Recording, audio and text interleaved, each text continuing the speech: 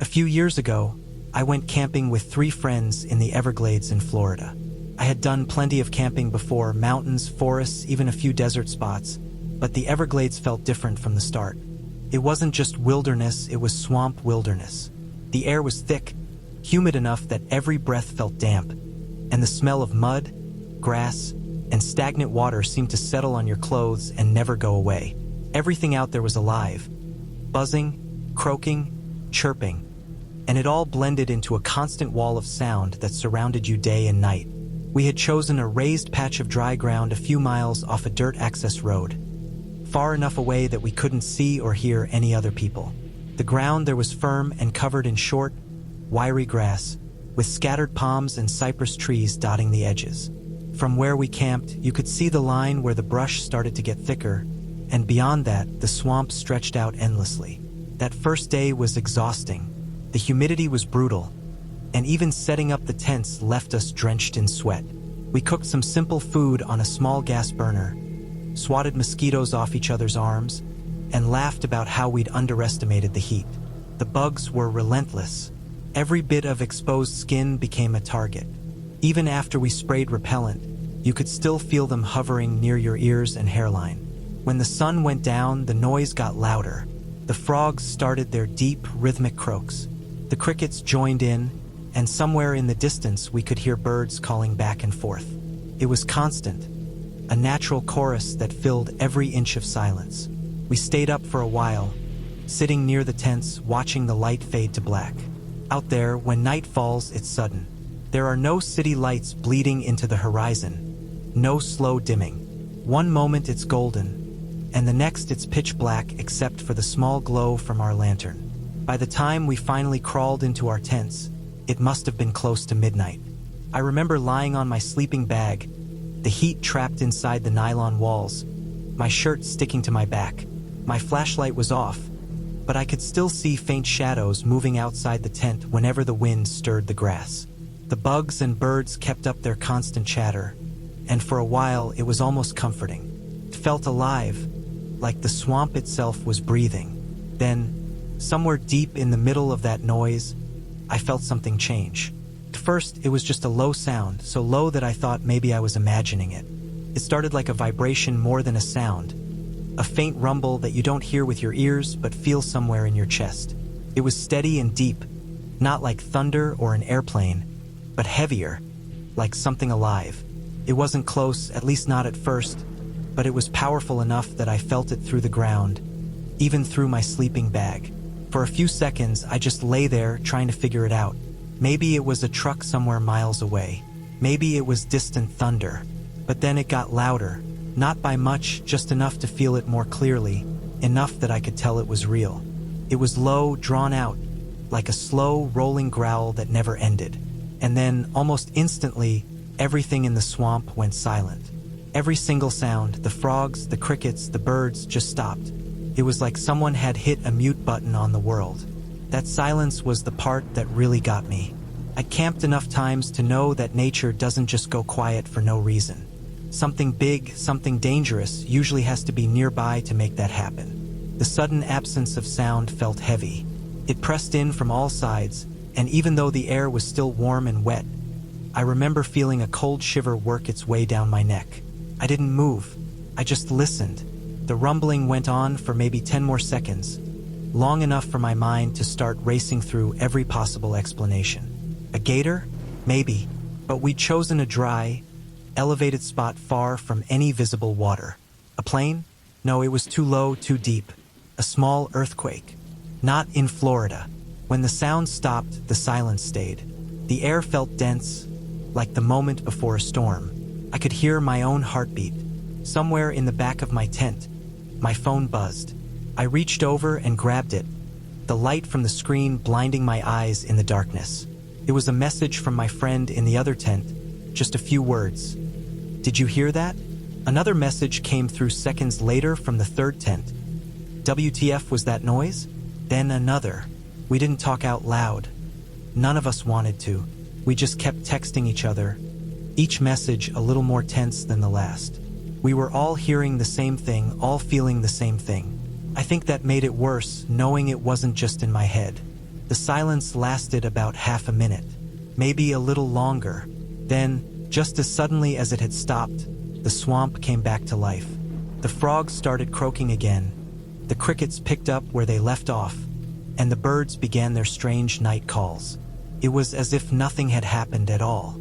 I stayed awake for a long time after that.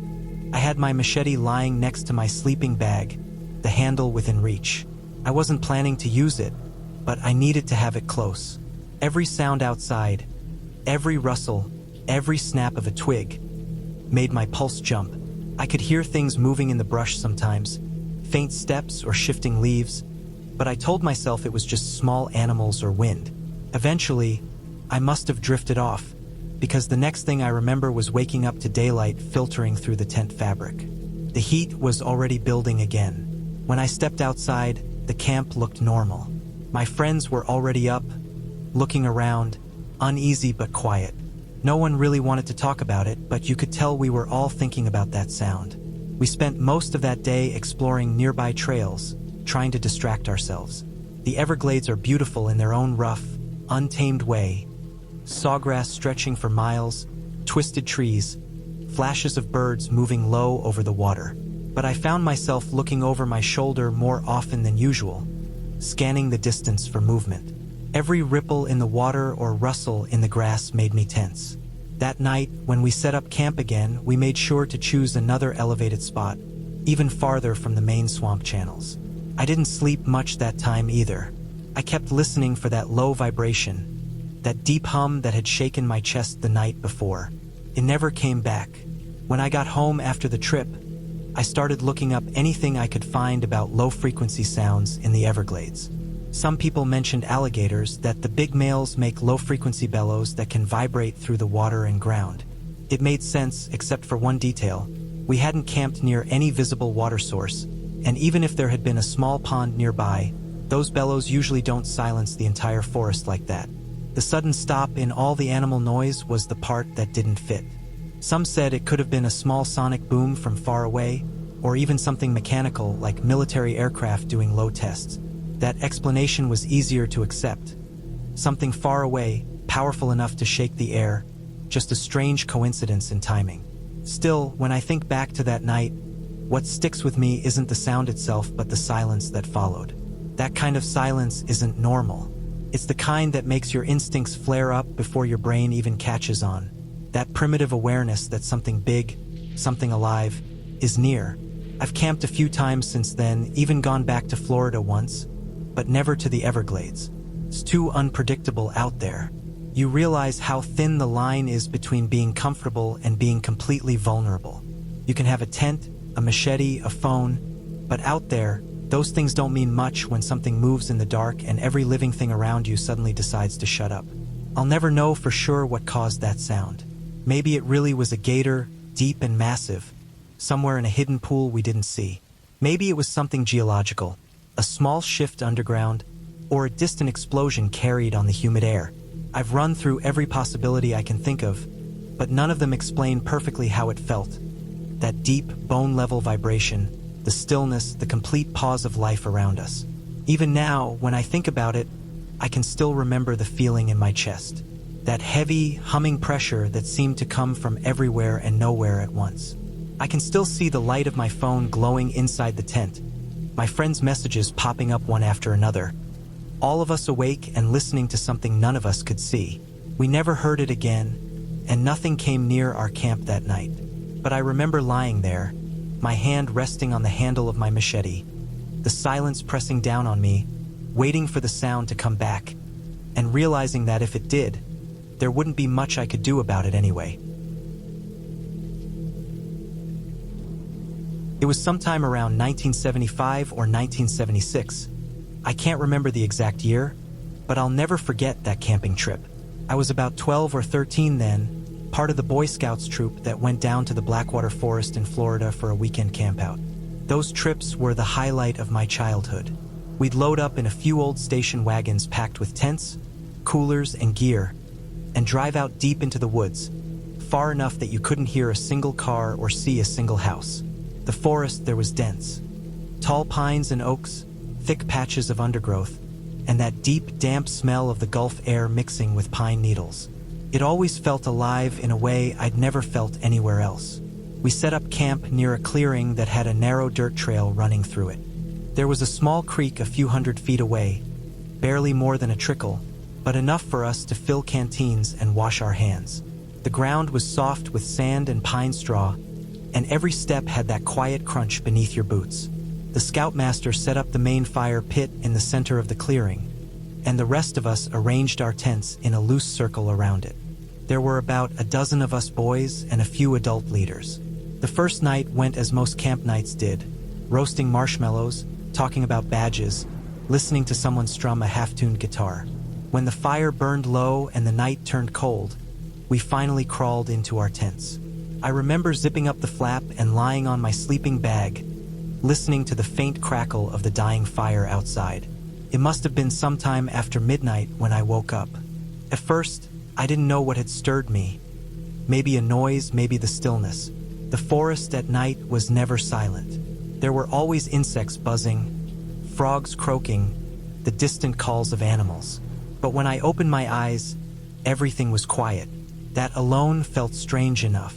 Then I noticed the light. It wasn't the pale blue light of the moon or the yellow flicker of a leftover fire. It was red. A dull, heavy red glow filtering through the thin fabric of the tent. It wasn't bright, but it was strong enough that I could see the faint outline of my sleeping bag and gear inside. At first I thought maybe the fire had flared back up, but the color was too widespread. It looked like the whole world outside had turned red. I just lay there, staring at the tent ceiling, my heart starting to pound. The air inside felt warm and still. I sat up slowly, trying to make sense of it. That's when I realized my tent mates, two other boys who'd been sleeping beside me, were gone. Their sleeping bags were empty, unzipped, their boots missing from the spot near the entrance.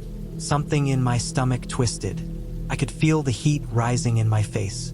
I crawled to the tent flap, my hands shaking, and pulled it open just a few inches. The sight outside froze me completely. The entire clearing, every tent, the trees, the ground, was soaked in a deep red glow. It wasn't coming from the fire pit. The coals there were dead. The light seemed to come from the sky itself, though I couldn't see the source through the branches. It was eerie, unreal, like the whole forest was bleeding light. Shadows stretched in strange directions, long and twisted across the ground. I looked around and saw that every other tent was empty. Their flaps hung open slightly, swaying just a little from the night breeze. No voices, no movement, no sound at all. Just that red glow washing over everything. The stillness was unbearable. Even the air felt different, heavy and dry, like it had been drained of life. A chill ran down my back. I had no idea where everyone had gone or what had caused that strange light. My first thought, though I didn't even want to believe it, was that something had happened to me. Maybe I wasn't alive anymore. It sounds ridiculous now, but in that moment, standing there barefoot in the red-lit clearing, every part of me believed it. The world looked wrong, too quiet, too empty. Then, far off in the distance, I heard the sound of coyotes. Their howls rose up out of the silence, sharp and echoing through the trees. Normally that sound didn't bother me. We'd heard coyotes on almost every camping trip, but this time, under that strange red sky, it was different. The howls sounded almost mournful, drawn out, as if they were crying out at something unseen. I remember feeling the air vibrate slightly with each distant call, the sound moving from one direction to another as if they were circling the camp. I didn't move. I just stood there for a long moment, staring out into the empty forest, every muscle in my body locked in place. My heart was beating so fast it hurt. I didn't know what to do, whether to run, shout, or hide. I couldn't think straight. I just backed slowly into my tent and zipped the flap shut again, as if that thin layer of fabric could protect me from whatever was out there. Once I was back inside, I lay down flat on my sleeping bag, staring up at the dim red glow through the tent ceiling. The silence was suffocating. Every creak of fabric, every small sound from the trees outside made my chest tighten. I tried to control my breathing, but my hands wouldn't stop shaking. I remember pressing them against my stomach to feel something solid, to remind myself I was still there. Time passed slowly, minutes or hours, I couldn't tell. The red light didn't fade, and the howling came and went, sometimes closer, sometimes farther away. I didn't dare move. I kept expecting to hear footsteps, voices, something, but there was nothing, just the steady pulse of fear that wouldn't let go.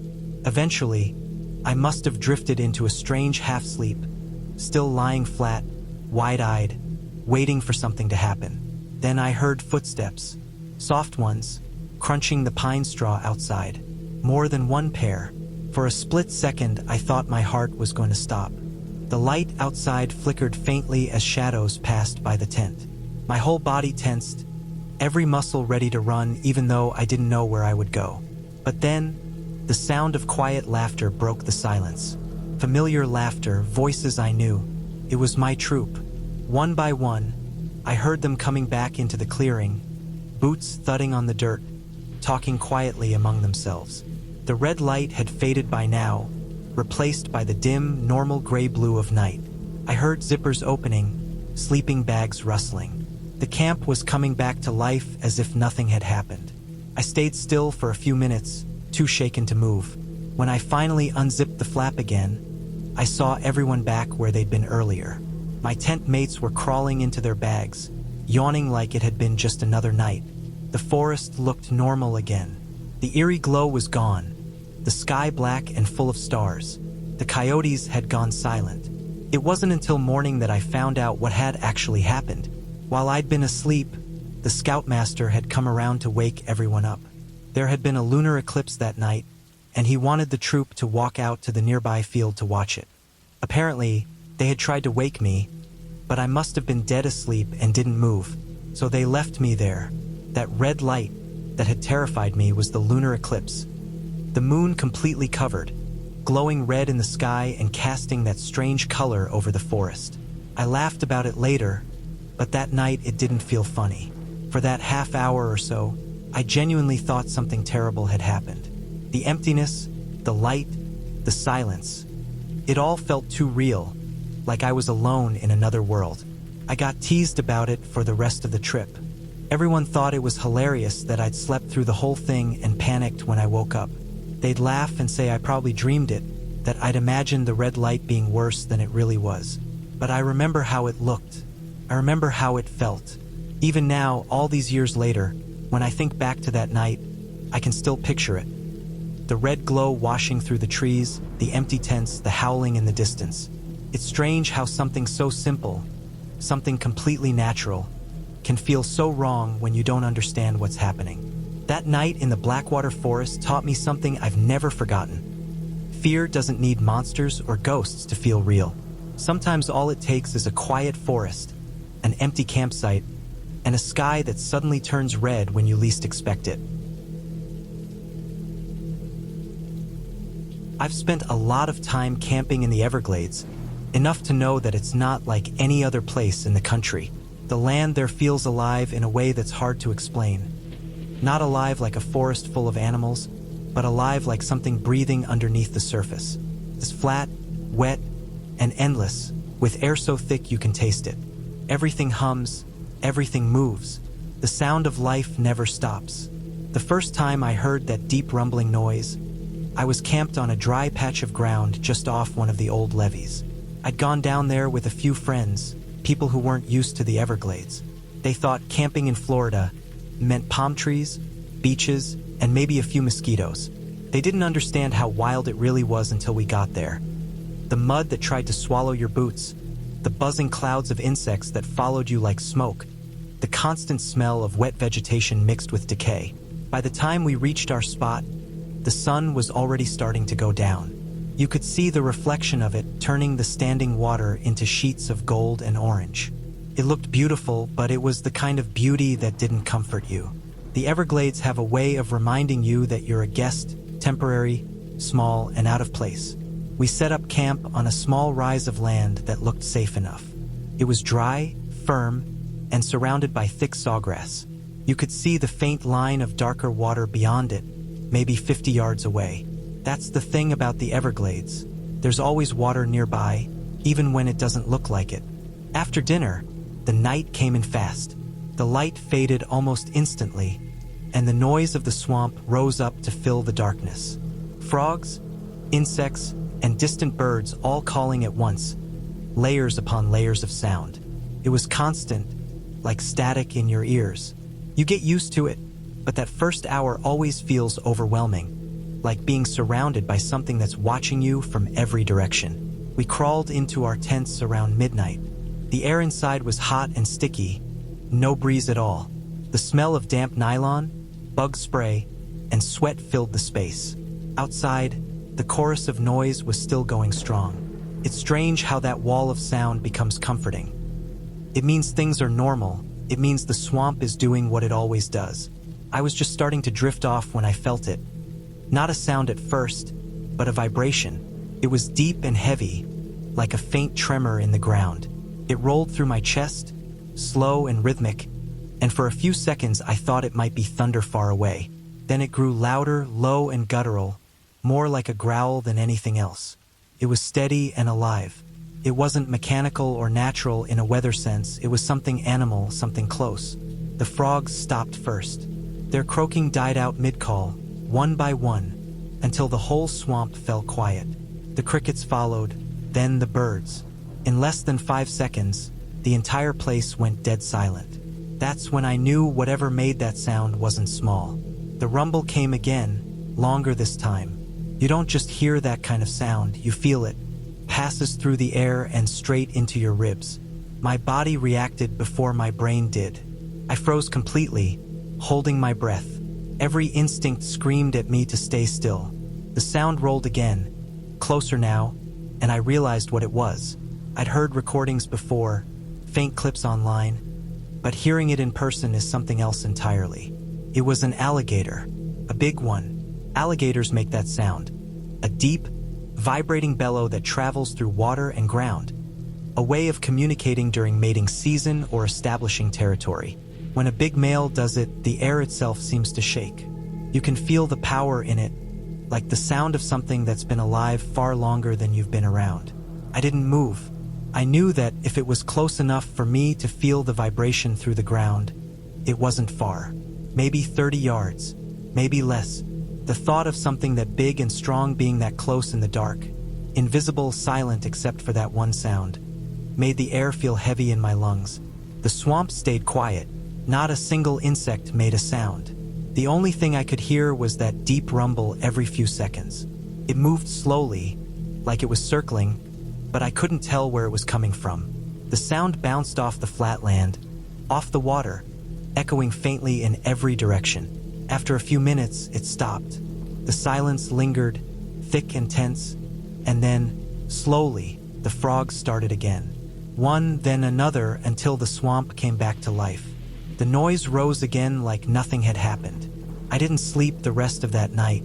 I lay there with my machete beside my sleeping bag, staring at the thin fabric of the tent, watching the shadows flicker whenever I moved my light. Every small sound outside made me jump. I kept imagining the shape of that alligator somewhere nearby, its eyes just above the surface of a shallow pool, waiting, patient and unbothered. By morning, the swamp looked innocent again. Bright light, clear sky, birds moving across the water. My friends talked about the noise. Some thought it was thunder. Others said it might have been something mechanical. I didn't say much, but I knew what it was. I'd felt that sound before. Once you've felt it, you never forget. We packed up later that day and moved to another spot, farther inland. The next night, we built a bigger fire, more for comfort than anything else. I didn't expect to hear the sound again, but part of me was waiting for it anyway. The Everglades are unpredictable like that. Calm one moment, alive with danger the next. That second night was quieter, but every now and then I thought I heard faint rumbles off in the distance, far enough that I couldn't be sure if they were real or just my imagination. It's strange how your brain plays tricks on you after something like that. Every vibration, every gust of wind, starts to sound like the same low growl. The next morning, we found tracks near the edge of camp, wide, round impressions leading from the grass toward a patch of shallow mud.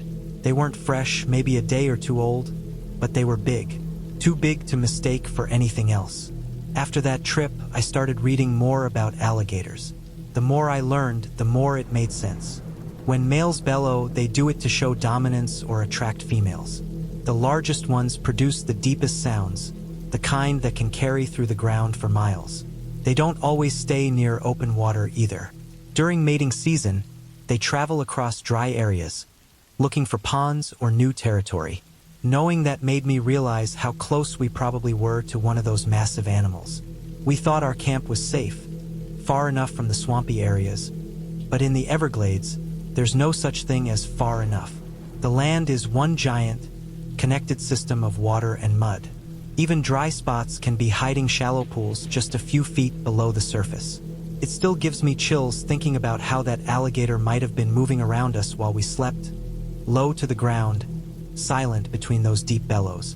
If we'd been closer to a small pond or even a flooded ditch, it could have been right there beside us without us ever seeing it. People talk about bears and mountain lions when they think of dangerous wildlife, but a huge alligator in the dark, that's a different kind of fear.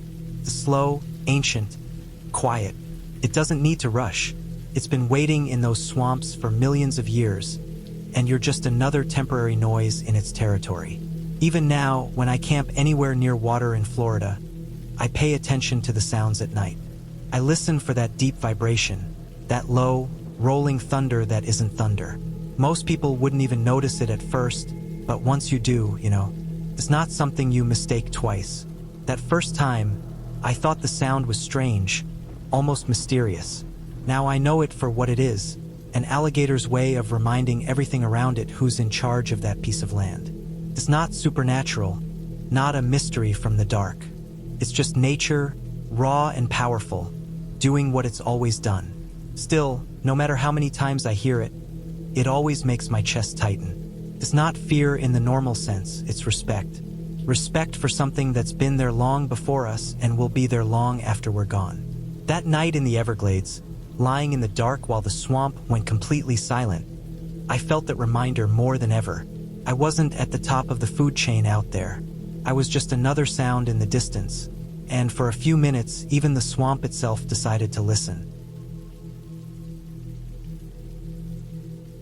Last summer, I worked at an overnight camp in northern Wisconsin. It was a big operation, around 300 campers, mostly kids between 8 and 15, and about 80 staff members.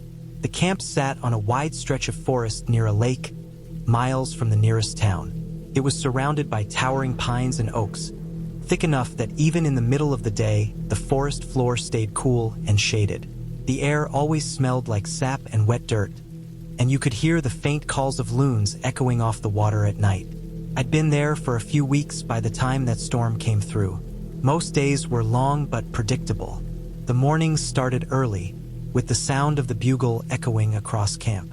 The kids would rush out of their cabins, half-dressed and still yawning, and the rest of us would start our routines. Breakfast, activities, hikes, swimming lessons, campfires. By the time lights out came around, everyone was exhausted. Nights were quiet except for the distant hum of insects and the creaking of trees shifting in the wind. That night was no different at first. It was late July, hot and heavy with humidity. The air felt thick even after dark, like the whole forest was holding its breath. The counselors in my cabin had just finished checking on the kids, making sure flashlights were off and sleeping bags were zipped. We were in one of the older cabins, a long wooden structure with a tin roof and creaky floors. It sat on a small slope facing the lake, with a few tall pines leaning in close to the backside. I remember lying there on my bunk, half asleep, listening to the usual summer sounds outside. Frogs down by the water, the occasional crackle from the campfire pit that still smoldered, and the faint sound of the wind brushing through the trees. It was peaceful, the kind of silence you only get out in the woods. But sometime around midnight, the air changed. The first thing I noticed was the stillness. The frogs went quiet, the wind stopped, and even the insects seemed to fade out. Then, a faint rumble rolled across the distance. It was low at first, far away, but it grew fast. Within minutes, the sky outside flashed white. Thunder followed almost instantly. Not a distant crack, but a deep, explosive sound that shook the cabin walls. The rain started hard and sudden. It wasn't a light drizzle or a slow buildup. It hit like a wall. The roof above us rattled under the force of it. The sound was deafening, like thousands of pebbles thrown against metal. The wind picked up and howled through the trees, bending them so far that they groaned under the pressure. Every few seconds, the sky lit up again, so bright it turned the inside of the cabin pale blue for an instant. Then came the lightning, close. I could feel the static in the air, the hairs on my arms rising. The thunder that followed was so immediate that it felt like it was right above us. You could hear the sharp crack of wood splitting somewhere nearby, followed by the dull, heavy crash of something massive hitting the ground. The kids in the other cabins must have been awake too, but we couldn't hear them over the storm. It was just wind, rain, thunder, and that deep rumbling sound of trees giving way one after another. It lasted maybe 15 minutes, though it felt like an hour. And then, as suddenly as it had started, it stopped. The rain faded to a light drizzle. The thunder drifted off into the distance. The forest went quiet again, except for the dripping of water from the branches. I lay there in the dark, heart still pounding. You could smell the sharp, earthy scent of wet pine and ozone, that distinct smell that comes right after lightning strikes nearby.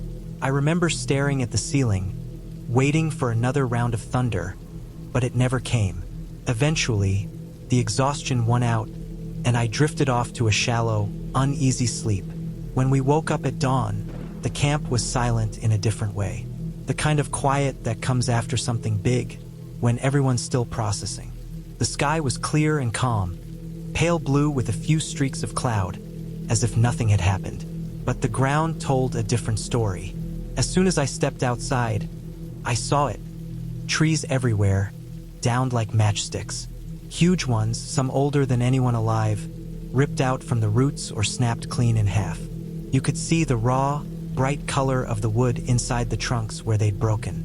The air still smelled like rain and splintered bark. The cabin next to ours had a tree lying less than 10 feet away from it, a pine so thick around that two people couldn't have wrapped their arms around it. Another had fallen just across the main trail, blocking the path down to the lake. Everywhere you looked, there were branches, leaves, and debris scattered like confetti after a storm. When we walked further into camp, the damage became clearer. Over 20 trees had fallen, maybe more. Some had crushed fences. Others had landed inches from buildings full of sleeping campers. It was pure luck that none of them hit occupied cabins. The two that had, the old storage shed and the empty counselor lounge, were destroyed beyond repair. The shed looked like it had exploded from the inside. The roof peeled open and the walls collapsed. It didn't take long for the realization to sink in. If just one of those trees had fallen at a slightly different angle, it would have hit one of the sleeping cabins. There were dozens of them, lined up close together with narrow gaps between them. A 5-foot difference would have meant disaster. As the morning went on, everyone tried to act normal, breakfast, cleanup schedules, but you could feel the tension under the surface. Every counselor was thinking the same thing, how close it had been. Some of the kids didn't seem to understand, too busy playing in puddles or collecting sticks from the fallen branches. But for the staff, the sight of those massive trunks lying just feet away from where children had been sleeping was enough to shake us. I spent most of that day helping clear debris, dragging branches off the paths and marking trees that were still leaning dangerously. You could see where lightning had struck, long black scars running down trunks, splitting them open like they'd been sliced by a blade. The sound of chainsaws echoed through camp all afternoon. Every time one of us found a fresh crater in the dirt or a scorch mark on the ground, we'd stop and look at each other, silently realizing just how close we'd come. That night, when things had calmed down again, I walked down to the lake by myself. The water was perfectly still, reflecting the stars and the faint light from the cabins behind me. You'd never guess that 12 hours earlier the camp had been a mess of chaos and wind. The quiet felt peaceful again, but it also felt fragile, like it could vanish in an instant. I sat there for a long time, just listening to the water and the insects. The storm had passed, the cleanup was done, but the thought wouldn't leave me. I kept picturing those fallen trees, their roots torn from the ground, lying just a few feet away from where kids had been sleeping. If the wind had shifted slightly, or if the storm had lasted a few minutes longer, it could have been different. We could have woken up to something far worse. The idea sat heavy in my chest. The randomness of it, how thin the line was between normal and tragedy. By the end of the week, the maintenance crew had cleared most of the wreckage. The counselors stopped talking about it out loud, but every time the sky darkened or thunder rolled in the distance, you could see people tense up. Everyone remembered. It's strange how a place can look the same after something like that, even when you know it's changed. The cabins stood where they always had. The kids laughed and played. The lake shimmered in the sunlight, but I couldn't unsee those jagged stumps and the splintered trunks scattered across the ground. I still can't. I think about that night more often than I'd like to admit, about how the storm came fast, hit hard, and moved on, about how easily it could have gone another way. We were lucky, luckier than we had any right to be. Sometimes when I close my eyes, I can still hear that sound, the roar of wind, the crack of wood breaking under pressure, the deep, rolling thunder so close it felt like it was inside the cabin. And then the quiet after it stopped, that eerie, perfect stillness. It's been months since then, but every time I hear thunder now, even faintly, I think of that night. I think of the narrow margin that kept us safe, 5 feet, maybe less. And I remember standing there the next morning, surrounded by the wreckage, looking at the empty, crushed buildings and the cabins still standing right beside them, and realizing just how fragile everything really is. I was about 7 or 8 years old when it happened, and even now, decades later, the memory still makes my skin crawl. My mom had taken my older brother and me camping one summer weekend. It wasn't far from where we lived, just a small wooded campground near a lake that a lot of families used. I remember the drive there, the heat of the day, and the excitement of being somewhere that felt wild but safe. My mom loved the outdoors, and she wanted us to grow up comfortable in nature. That was her whole thing, learning to enjoy quiet nights, campfires, and the sound of the woods. The campground was mostly flat, with tall trees spaced out enough that sunlight came through in patches. You could always hear something: birds, frogs, crickets, wind through the trees. It was never silent. Our tent was a big green one, the kind that could fit 3 people with room for bags. My mom set it up near the edge of the woods, not too far from the main dirt road, but far enough that it felt private. I remember helping her hold the poles while she hammered the stakes in, my brother teasing me that I was doing it wrong. By nightfall, we'd eaten hot dogs and marshmallows, and my brother was poking at the fire while Mom packed away the food and tied up the trash bags so animals wouldn't get to it. I remember the sky that night, clear, with so many stars that I kept craning my neck back to look at them. It was one of those warm, still nights where the air felt heavy but calm. Around 10, Mom told us to get into the tent and go to bed. My brother grumbled, but we were both tired. I crawled into my sleeping bag, the fabric warm from the day, and listened to the forest sounds outside. The distant croaking, the buzz of insects, the occasional rustle of something in the leaves. My mom's flashlight was still glowing faintly as she zipped the tent door closed, and I remember the comfort of her being right there. I fell asleep quickly. When I woke up, everything was wrong. The first thing I remember was the feeling: cold air on my face, damp ground beneath me. I was still in my sleeping bag, but I could tell right away that I wasn't in the tent anymore. The air smelled different, sharp, wet, like the deep woods after rain. I blinked a few times, confused, expecting to see the inside of the tent, the flashlight glow, my brother's sleeping form next to me. But all I saw were dark shapes of trees and faint starlight above. For a few seconds, I couldn't process it. I just lay there, staring up at the sky through the branches, listening. The sounds were louder here, closer somehow. The insects, the wind in the leaves, the creak of trees swaying slightly. I could feel my heart start to thump faster, that childlike panic where nothing makes sense yet. My first thought was that I was dreaming. I closed my eyes, then opened them again, hoping I'd wake up back in the tent. But I didn't. I was still there, in the middle of the woods, completely zipped inside my sleeping bag. I don't know how long I lay there before I started to panic for real. My mouth went dry, my hands felt numb, and I could feel the warmth of fear spreading through me. I didn't know where I was. I couldn't see the tent. I couldn't see the fire pit, or the road, or anything that looked familiar. Just trees. When I finally found my voice, I screamed for my mom. The sound came out cracked and desperate, echoing off the trees around me. For a second, nothing answered, and the silence that followed was unbearable. Then I heard her, faint and distant, but definitely her voice calling my name from far away. I couldn't see her flashlight or anything, but the direction of her voice told me she was somewhere far off, maybe 100 yards or more. I started to cry, not loud, just that panicked, choked kind of crying that kids do when they're terrified but don't know what to do. My sleeping bag was still zipped most of the way, and I struggled to get out of it. The zipper snagged a few times, and I remember how my small hands fumbled at it, shaking. When I finally pulled myself free, the ground was damp under my bare feet, covered in pine needles and leaves. The trees looked endless. Every direction seemed the same.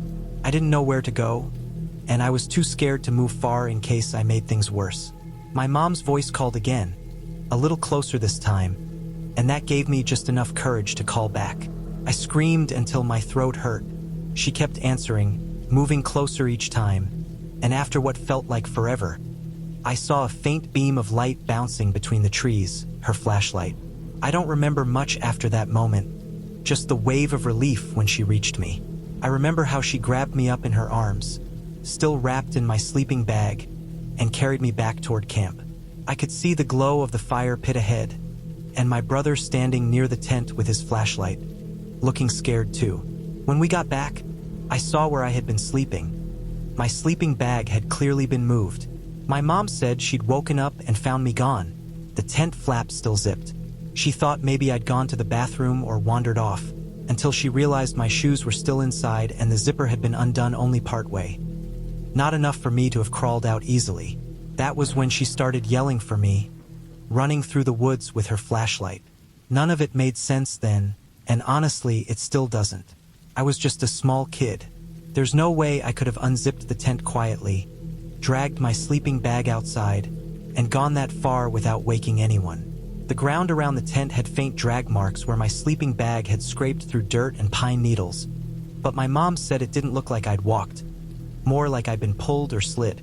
She told herself it must have been me sleepwalking. It was the only thing that made sense, and I guess it's the most logical explanation. But I've thought about it a lot over the years.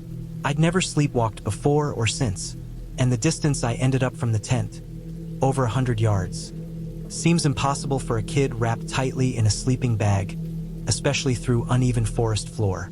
There were roots and low brush all around our campsite. I would have tripped or torn the fabric, but the bag wasn't torn. After she found me, I stayed up the rest of the night, too scared to close my eyes again. My mom kept her flashlight on, sitting upright by the tent door until morning. My brother teased me the next day, saying I must have wanted to camp alone, but even he looked uneasy about it. We didn't stay another night. My mom packed everything up before lunch, and we drove home in silence. For years, I told myself it was just a dream or sleepwalking, something harmless that felt bigger because I was a kid. But as I got older, the details stayed too clear. The feel of the cold ground, the smell of wet pine, the silence when I first woke up. Dreams fade. That memory never did. Every now and then, I'll wake up at night and think about that moment, opening my eyes to the trees, not knowing how I got there, feeling that hollow kind of fear that takes hold of your whole body. I still can't explain it. The only thing I know for sure is that I didn't walk out there on my own. Maybe it was sleepwalking, maybe something else moved me, an animal, maybe a person, though we never saw signs of either. But whatever it was, it left me with a feeling I've never shaken. That sometimes, even when you think you're safe, zipped up in a tent with family nearby, you're never really as protected as you think you are. Every time I go camping now, even as an adult, I make sure to zip the tent tight and check every inch around it before I sleep. I've never had anything like that happen again, but I can still remember that night vividly. Waking up cold, lost, and alone. The sound of my mother's voice calling for me through the darkness, and the way my heart felt like it was trying to crawl right out of my chest. That's the kind of thing that never leaves you, It stays there, just beneath the surface, waiting for the next quiet night in the woods to remind you how small and fragile you really are. I was probably around 10 years old when this happened, maybe a little younger. My family wasn't big on vacations, but every summer, my mom would take my older brother and me camping for a few days. It wasn't anything fancy, just a small family campground by a lake about 2 hours from where we lived. I remember how she'd always say camping was good for the soul, how it made you appreciate simple things like firelight and the smell of pine. I didn't care much about that. I just liked being out of the house, away from chores and school. My brother, on the other hand, was a pain. He was only a year older than me, but he acted like that single year made him the authority on everything. We always fought, even out there. He'd splash me if I got too close to him when we swam, mess with my stuff, make fun of me when mom wasn't looking. Typical older brother things. But still, despite all that, I trusted him. I always did. I figured he'd never actually do anything that would put me in danger. He was a jerk, but he wasn't cruel. That summer, we set up our tent near the edge of the woods, just a short walk from the lake. The ground was soft with pine needles, and our spot was shaded by tall trees that swayed and creaked in the wind.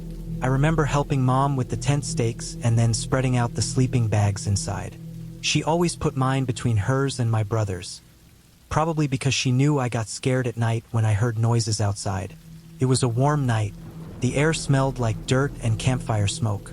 After dinner, we sat around the fire for a while, and when the wood turned to glowing embers, we all went to bed. I remember curling up inside my sleeping bag, hearing frogs croaking from somewhere near the water. It was one of those nights where you fall asleep instantly, heavy and warm, the sound of crickets filling your ears. I don't know what time it was when I woke up, but it was still dark. The first thing I noticed was the cold. The kind of cold that seeps into your chest and makes you shiver even inside a sleeping bag. Then I realized something else. I wasn't in the tent anymore. At first, my brain didn't process it. I opened my eyes and stared up at a patch of sky between tree branches. The stars were faint, but I could see them clearly. The smell was different too, damp and earthy, stronger than before. I could feel uneven ground beneath me, not the flat surface of the tent floor. I was lying on dirt and leaves, still zipped inside my sleeping bag. For a long few seconds, I didn't move. I just blinked, staring at the stars, confused and numb. The realization crept in slowly. I was outside, alone, somewhere in the woods. The fear came fast after that. I sat up, the sleeping bag bunching awkwardly around me, and looked around. My eyes had adjusted enough to make out the shapes of trees, tall and black against the faint light from the sky. Everything looked the same in every direction. There was no sign of the tent, no glow of a fire, nothing that looked familiar. My heart started hammering in my chest. I didn't understand how I'd gotten there. The tent had been zipped shut when I fell asleep, and my mom and brother had been right beside me. I couldn't imagine any way I could have walked that far in my sleep, not still zipped inside my bag. And I knew for a fact my brother couldn't have dragged me out. He wasn't that strong, and I would have woken up immediately. I tried to stay calm, but it was impossible. The woods at night are a completely different world. Every sound feels closer than it really is. I could hear the faint rustling of leaves, maybe from wind, maybe not. Every crack of a twig sent a jolt of panic through me. I kept turning in slow circles, trying to see anything that would tell me where I was. But it all looked the same, just endless trees fading into darkness. After what felt like forever, I started yelling. My voice came out shaky and small at first, but once I realized how alone I was, I screamed louder. My throat hurt and my chest was tight. I shouted for my mom, my brother, anyone. For a moment, all I heard was my own echo bouncing back through the trees. Then, faintly, I heard my mom's voice calling back. It was distant, far enough away that I could barely make out the direction. I yelled again, and she called once more, closer this time. It's hard to describe the relief that hit me when I realized she was really coming. I stayed still, terrified to move, and waited. The minutes dragged on. I could hear her voice getting closer, calling again and again. Then, finally, I saw the faint beam of her flashlight cutting through the dark. She was running, still calling my name. When the light finally hit me, I saw her face.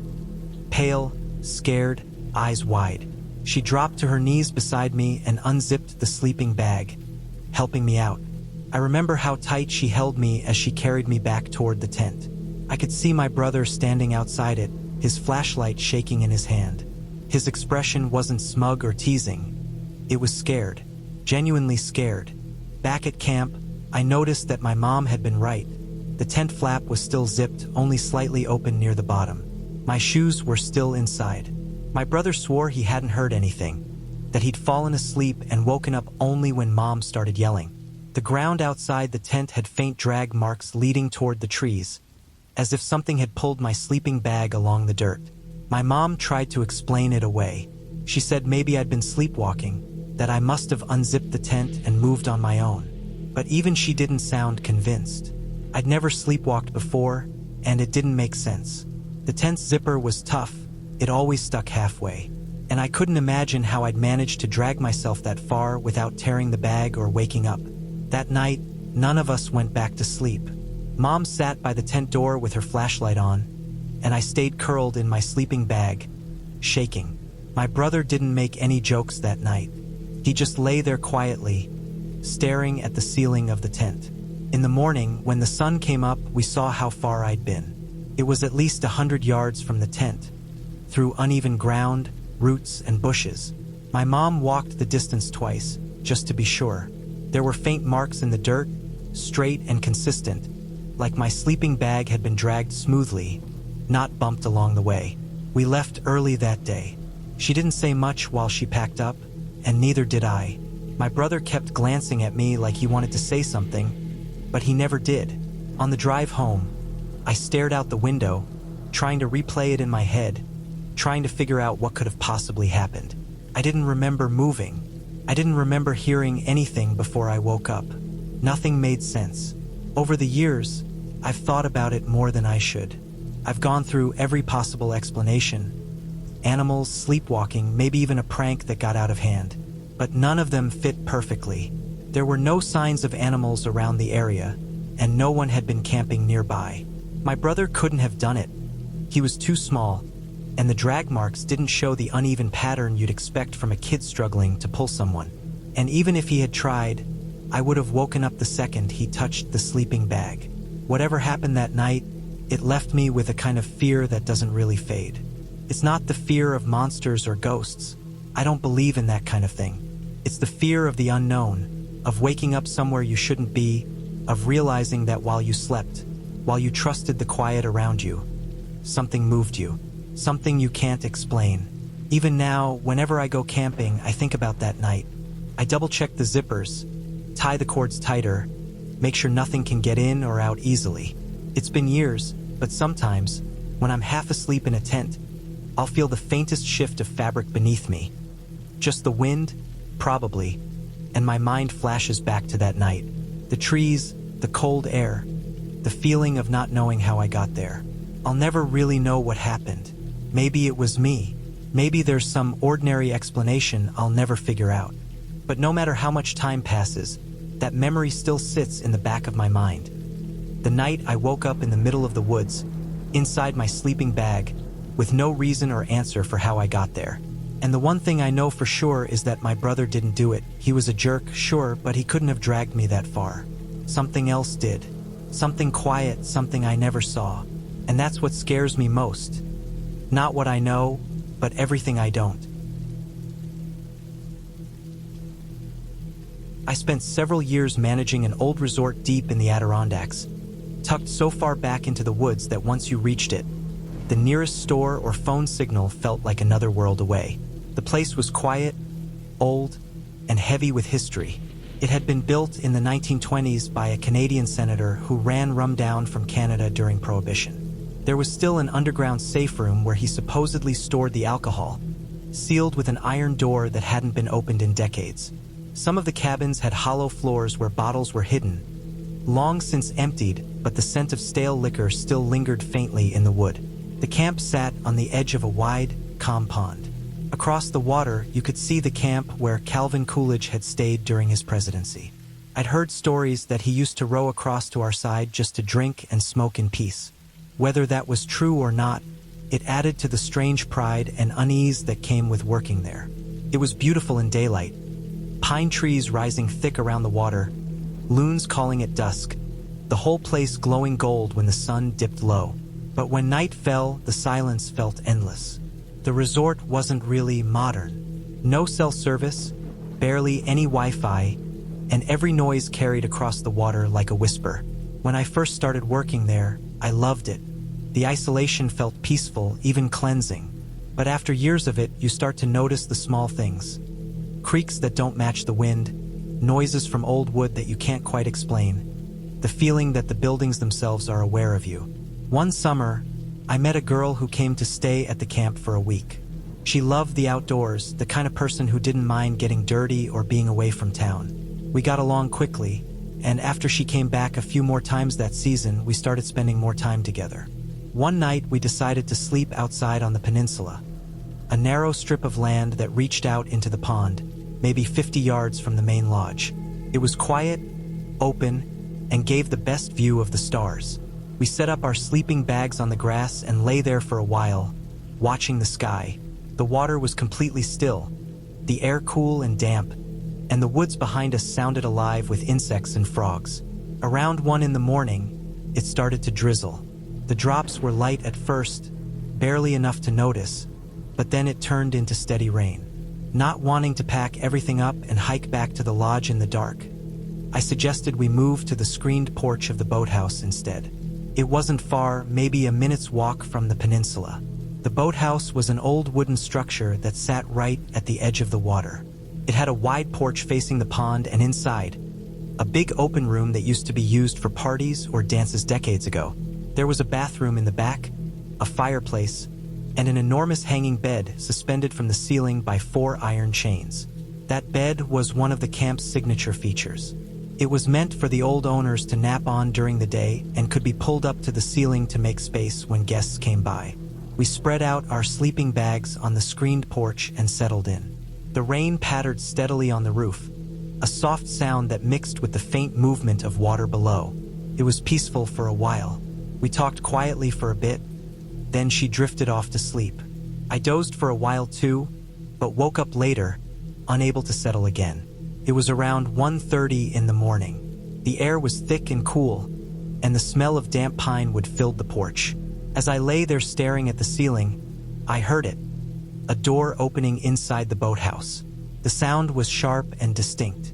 I knew immediately what it was because I had spent the past few weeks doing maintenance around the property, and that exact door, the bathroom door, had a dry hinge that groaned loudly every time it moved. In fact, oiling that hinge was written down on my list for the next day. The sound froze me instantly. I knew there wasn't supposed to be anyone in there. The guests had all gone home, and the other staff cabins were a few hundred yards away. For a moment, I thought maybe it was the owner. She had a reputation for snooping, showing up unexpectedly to check on things. But the idea of her sitting alone in the men's bathroom for over an hour made no sense. Then came the footsteps. Slow, heavy steps crossing the wooden floor inside. I could hear them distinctly, one after another, the weight of each heel pressing into the old boards. They moved steadily from the back of the boathouse toward the porch, then down the 3 stairs that led onto the open dance floor area. Each step echoed slightly in the hollow space, then stopped right in front of the porch door. I was lying there on my back, staring at the dark outline of that door through the screen. My heartbeat felt like it filled the entire room. I expected the handle to turn any second, expected to see light from a flashlight or the shadow of someone moving. But nothing happened. The footsteps had stopped, and that was it. No retreat, no more sounds, just silence. I kept waiting for something, a creak, a shift, anything, but the air felt completely still. The rain had slowed to a mist by then, and even the frogs seemed quieter. I stayed like that for what felt like hours, stiff inside my sleeping bag, staring at the outline of the door, afraid to even breathe too loudly. Eventually, exhaustion won. I didn't fall asleep exactly. It was more like I drifted in and out, half awake, half waiting. When morning finally came, the light creeping through the screen felt unreal, almost too bright. My neck was stiff, and my body ached from not moving. She woke up beside me, rolled over, and before I could say a word, she asked me if I'd heard the footsteps last night. Her voice was quiet, strained, and I could see that same fear in her eyes that had kept me awake. She described the same thing I'd heard: the door, the footsteps, the pause by the porch. She said she'd waited for the sound of the door opening or the steps leaving, but nothing ever came. She never went into that boathouse again after that. I didn't have that luxury. Part of my job was locking up all the buildings each night, turning off lights, checking for open windows, making sure nothing was left running. Every night after that, when I walked into the boathouse alone, I felt that same chill. It wasn't a coldness exactly, but a weight. The air always felt different in there, thicker, heavier. During the day, everything was normal. Sunlight filled the space through the wide windows, the wood looked golden, and the smell of the lake mixed with the pine. The boathouse looked almost peaceful, like the picture-perfect kind of place people imagine when they think of summer vacations. But at night, when I had to walk in alone and turn off the lights, that feeling came back every time. The worst part was the bed, that huge hanging bed in front of the fireplace. It weighed nearly 175 pounds, solid wood and thick mattress, held up by those thick iron chains. It was heavy enough that even bumping into it wouldn't make it move. But every single night, no matter how still the air was, it was always swinging. Not wildly, not in a dramatic way, just gently, as if it had been pushed minutes before. A slow, steady sway that never seemed to stop completely. I would stand there in the dark, flashlight in hand, watching it move back and forth, the chains creaking faintly. I tried to tell myself it was air currents from the lake or the building settling, but deep down I knew it wasn't. I started checking it during the day too. Every morning it hung still, perfectly motionless. Only at night would it begin to move. I tested everything. I shut the doors, closed the windows, even stayed late one evening just to watch it. As the sun went down, I could see it start to shift slightly, almost like it was breathing. By my last year managing that camp, I still hadn't found a clear reason. I got used to it in a way, but I never stopped dreading that part of my nightly routine. Every other building felt normal, just old and creaky, but the boathouse felt alive in a different way, like it remembered everything that had ever happened there. The parties, the deals, the secret storage rooms beneath it, the people who'd come and gone. On my last night, before leaving for good, I walked down there one final time. It was late, maybe midnight. The pond was still, the air calm. I turned off the lights, stood in front of that old hanging bed, and just watched it. It moved slowly, back and forth, creaking on its chains in that same rhythm I'd heard for years.